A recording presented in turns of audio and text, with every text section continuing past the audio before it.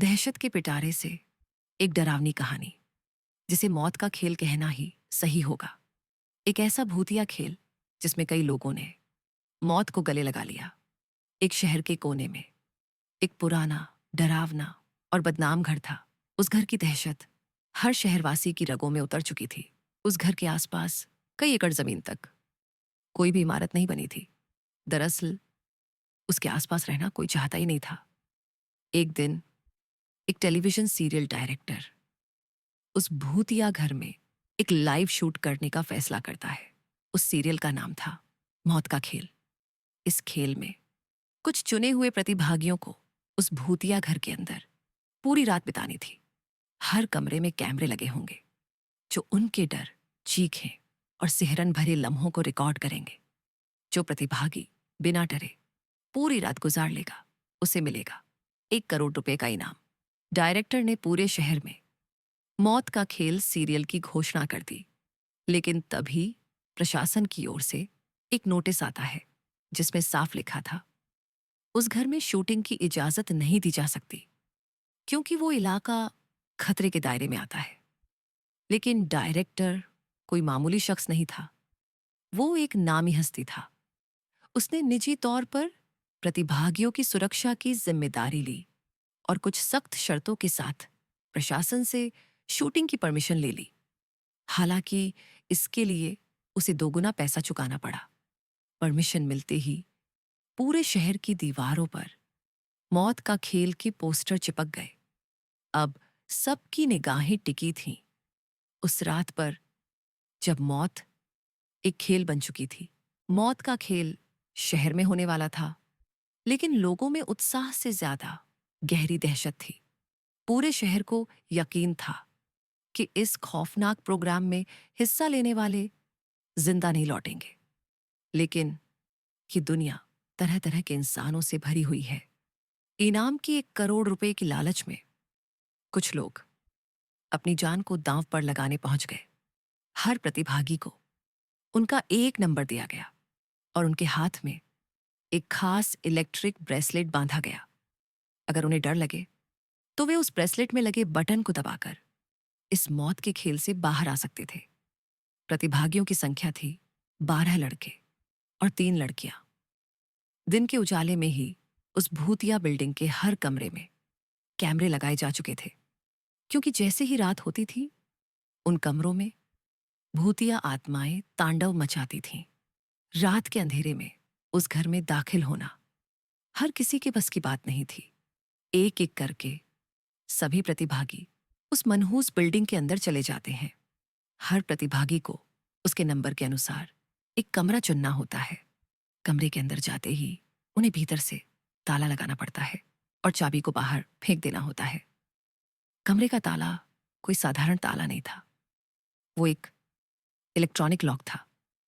एक बार बंद हो जाए तो खुलता नहीं, सिवाय डर के बटन को दबाने के।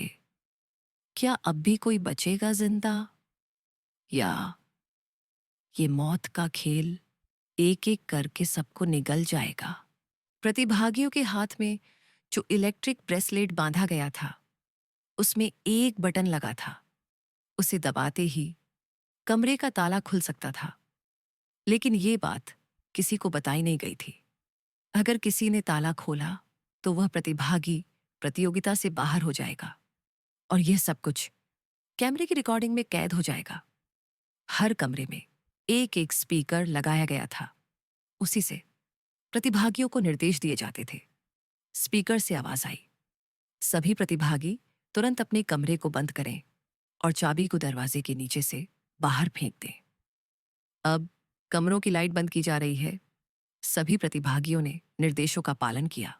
कमरे भीतर से बंद हो गए, चाबियां बाहर फेंक दी गईं और लाइट पूरी तरह बंद।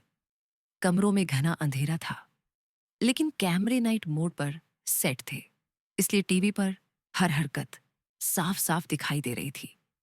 धीरे धीरे डर ने दस्तक देना शुरू किया। प्रतिभागियों में से एक लड़की अचानक अपने कमरे में चीखने लगती है। उसे ऐसा लगता है कि कोई उसका गला दबा रहा है। वो बुरी तरह छटपटाती है और फिर डर के मारे बेहोश हो जाती है। लाइव सीरियल देख रहे दर्शक हक्का बक्का रह जाते हैं। लेकिन ये तो शुरुआत थी। एक एक करके हर प्रतिभागी पर भूतिया हमले शुरू हो जाते हैं। मगर सबसे हैरानी की बात यह थी कि कोई आत्मा कैमरे में दिखाई नहीं दे रही थी, बल्कि प्रतिभागी खुद को ही नुकसान पहुंचा रहे थे।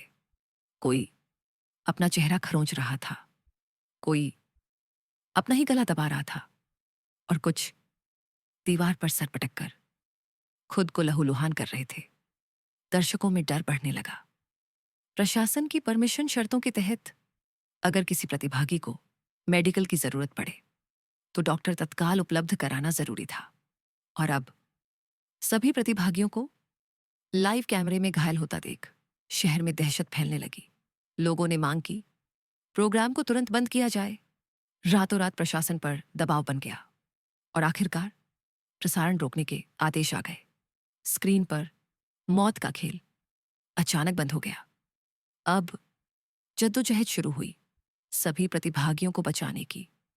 फायर ब्रिगेड की गाड़ी भूतिया बिल्डिंग के बाहर पहुंची, लेकिन उस घर के अंदर जाने की हिम्मत फायर फाइटर्स की भी नहीं हो रही थी, क्योंकि वो सिर्फ एक खेल नहीं था, वो मौत का खेल था।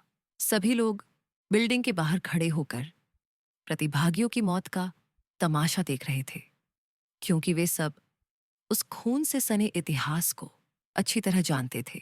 कमरों में लगे स्पीकर से सीरियल डायरेक्टर प्रतिभागियों को निर्देश देता है, ब्रेसलेट का बटन दबाओ और बाहर आ जाओ। लेकिन किसी प्रतिभागी को कोई आवाज़ सुनाई नहीं देती। नहीं वे इतने होश में थे कि बटन दबा सके। और लाइव कैमरे के सामने ही एक एक करके सभी प्रतिभागी आत्महत्या कर लेते हैं। पर सच्चाई सब जानते थे, ये आत्महत्या नहीं थी, ये नरसंहार था जो भूतों ने किया था। सुबह होते ही हर कमरे से लाशें निकाली जाती हैं।